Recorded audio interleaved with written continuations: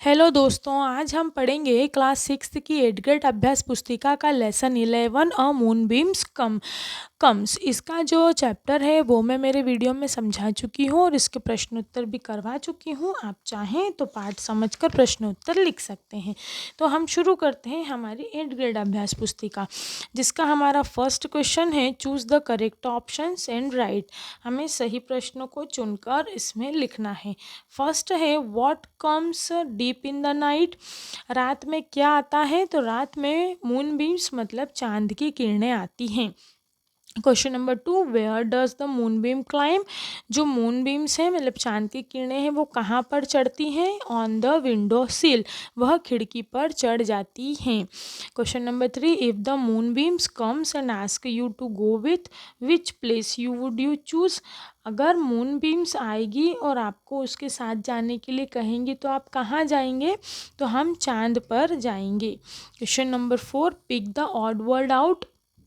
हमें इनमें से ऑड वर्ड निकालना है। आइज़ मतलब आँख, हैंड मतलब हाथ, फीट मतलब पैर और सैंड मतलब रेत। तो रेत जो है वो कोई बॉडी पार्ट्स नहीं है, इसलिए हमें उसे अलग करना है।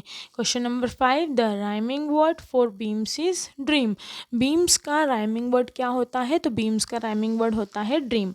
उसके बाद हम पढ़ेंगे फिलिंग द ब्लैंक्स। हमारा फर्स्ट फिलिंग द ब्लैंक्स है the moon beam शीज is slip has closed your eyes. Moon beams हमें कब देखती हैं? जब हम आंखें बंद करके सो जाते हैं। Question number 7, the moon beam comes tip on gentle feet. Moon beams हमारे पैरों को टच करती हैं। Question number 8, the moon beam take you to land of dreams. Moon beams हमें सपनों के संसार में ले जाती हैं। Question number 9, the opposite of open is closed. Open मतलब खुला हुआ और क्लोज्ड मतलब बंद। Question number 10, a precious yellow metal used for making jewellery is called.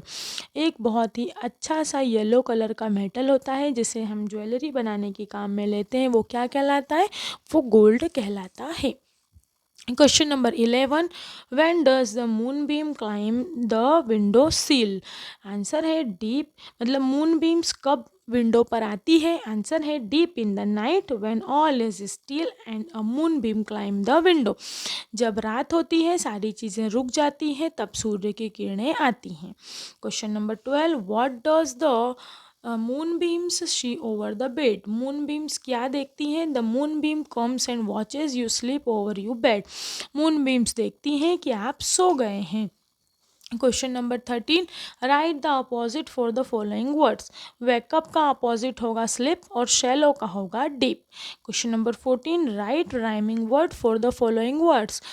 तो सैंड के लिए लैंड और स्टील के लिए सिल। इसके बाद हम देखेंगे हमारा question number 15, what happen in the night when all is still. जब सब कुछ रुक जाता है तब क्या होता है? Answer, a moon beam climb the window सिल व्हेन ऑल इज स्टिल। जब चांद की किरणें आती हैं और खिड़की पर आकर हमारे बिस्तर पर हमारे पैरों को टच करती हैं। Question number 16, why does the moon beams come of gentle feet. Answer, the moonbeam comes on a gentle feet to touch your eyes with golden beams and take you the land of dreams. Moonbeams आकर आपके पैरों को touch करके क्या करती हैं और क्यों टच करती हैं? तो मूनबीम्स जो हैं आती हैं और हमारे पैरों को टच करती हैं, हमारी आँखों को टच करती हैं और हमें सपनों के संसार में लेकर चली जाती हैं। Question number 17, to which land does the moonbeams take you. Moon beams जो है वो आपको कहाँ लेकर जाती हैं? The moon beams take you the land of dream. Moon beams हमें सपनों के संसार में लेकर चली जाती हैं। Question number 18, rearrange the letter and make meaningful words. नीचे हमें कुछ लेटर्स दिए हैं जिन्हें हमें मीनिंगफुल वर्ड में लिखना है। तो फर्स्ट होगा जेंटल और सेकेंड होगा टच। उसके बाद हम पढ़ेंगे लॉन्ग आंसर टाइप क्वेश्चन, जिसका हमारा फर्स्ट क्वेश्चन है write 5 sentence about any natural object that you see in the sky, sun, moon, star.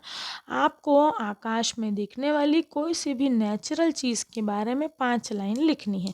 तो हम मून के बारे में ही लिखेंगे। फर्स्ट है moon is a natural object seen in the sky, moon in the only satellite of the earth, the moon is responsible for tides, it looks beautiful and watch people watch in the sky. मतलब जो चांद है वो एक natural object है जो कि हमें स्काई में दिखाई देता है। मून जो है वो अर्थ का एकमात्र उपग्रह है। पृथ्वी एक ग्रह है और पृथ्वी के जो चक्कर लगाता है उसे उपग्रह कहलाते हैं। ग्रह के चक्कर लगाने वाली चीज़ें उपग्रह कहलाती हैं और जो चांद है वो पृथ्वी का एक उपग्रह है। और चांद जो है वो बहुत सुंदर दिखाई देता है और इसकी चमक बहुत ही ज़्यादा सुंदर दिखाई देती है। Question number 20, read the following poem carefully and answer the question given below. नीचे की पोयम को हमें पढ़कर इसकी जवाब देने हैं। Oh come with me and see the moon, if we have time we will visit Mars, it is a really quite a pleasant trip, great fun at a night with all the stars that shine like a diamond in the sky। चलो हम तारों की शैर पर चलते हैं जहाँ हमें मंगल ग्रह के भी दर्शन होंगे। ये जो यात्रा होगी यह बहुत आनंदमय होगी और हमें बहुत सारे तारे जो कि हीरो की तरह आसमान में चमक रहे हैं वह भी देखने के लिए मिलेंगे। तो इसका जो फर्स्ट क्वेश्चन है वो है what does the poet want to see. मतलब पोएट आसमान में क्या देखना चाहता है। आंसर है the poet want to see moon and Mars. Poet कवि जो है वो आसमान में चांद और मंगल को देखना चाहता है। Question number 2, does the poet want to go alone और with his her friend. The poet want to go with her friends. जो पोएट है वो उसके दोस्तों के साथ कहाँ जाना चाहता है, चांद को देखने के लिए जाना चाहता है। Where are they planning to visit. वह कहाँ पर जाने के लिए प्लान करते हैं। They are planning to visit of Mars. वह मंगल पर जाने के लिए प्लानिंग करते हैं। How do the star shining in the sky.